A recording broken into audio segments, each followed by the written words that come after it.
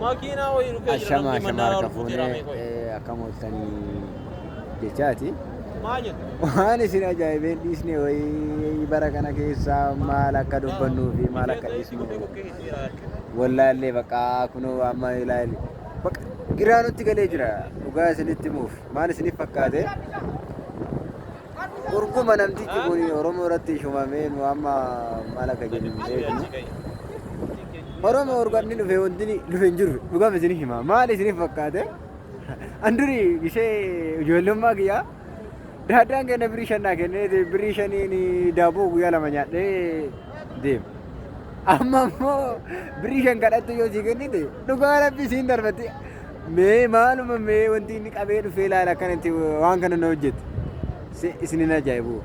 Ana immoo baay'ee tokko na ajaa'ibe jira garuu wallaahi maal akka ta'e hin beekan urguma inni dhufee surreen nu ciccitee birriin nu goddaddee makiinaa yaabbannee galuu dhabnee zaayitii dhabnee haadha warraa keenya mana nuun galchuam laale zaayitii yoo qabdeen dhufinii zaayitii qabdeen dhuftu taanaani mana hin galiini achumaa mana barbaadadhu nun jetti nu akka maataa nure mee waan keenya isin humti warri tiktook irra jirtan kun illee yoo taate mee waan nu dubbadha.